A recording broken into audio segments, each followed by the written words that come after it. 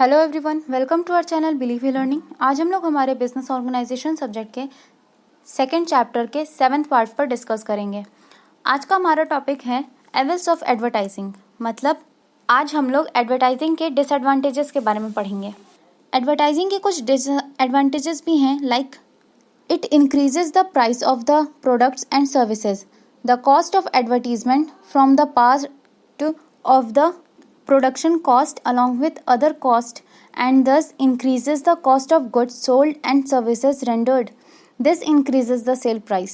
मतलब हम जो भी प्रोडक्ट का एडवर्टीजमेंट करते हैं उससे हमारे प्रोडक्ट का प्राइस भी इंक्रीज करता है। फॉर एग्जाम्पल हम यहाँ पे 2 शैम्पूज लेते हैं, एक वाटिका एंड एक लॉरियल।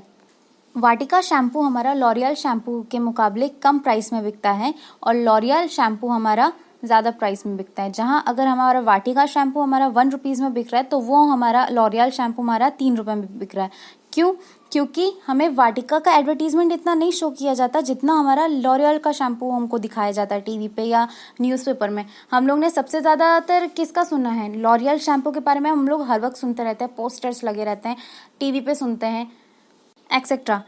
इससे हमारे प्रोडक्ट की प्राइस इंक्रीज हुई, इसी को कहते हैं प्राइस इंक्रीज करना। Second, it is a sheer waste of resources. Advertising is also criticized on the ground that it is a sheer waste of economic resources, as most of the advertisers are either ignored or escape the attention of the consumer.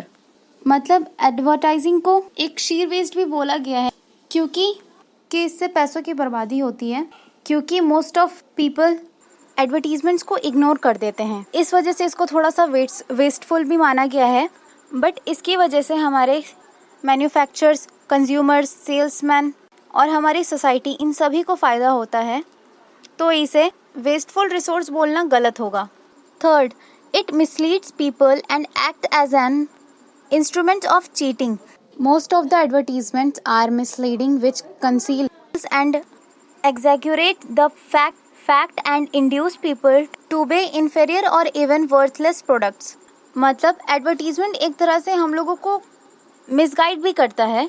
For example हम creams को ले लेते हैं, जैसे कि creams में बहुत सारी वैरायटीज आती हैं जो हम लोग फेस पे लगाते हैं। उसमें ये लोग ये एडवर्टाइज करते हैं कि आप इतने दिन आप ये वाली क्रीम लगाओ या आप 5-10 दिन में आप लोग गोरे हो जाओगे। तो ऐसा कुछ नहीं होता, जो हमारे स्किन कलर रहता है वो हमारा वही रहेगा, कभी कोई इंसान काले से गोरा नहीं हो जाता। तो इससे भी हमारे लोग जो होते हैं वो मिसगाइड होते हैं।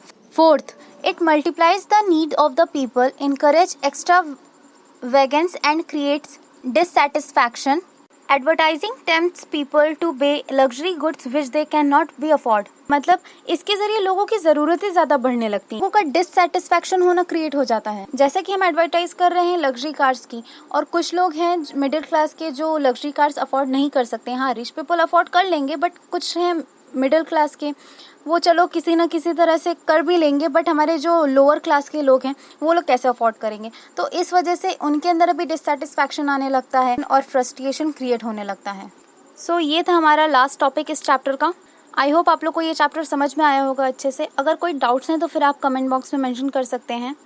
हम अपने नेक्स्ट पार्ट में इस चैप्टर का रिवीजन करेंगे। Thank you, have a good day.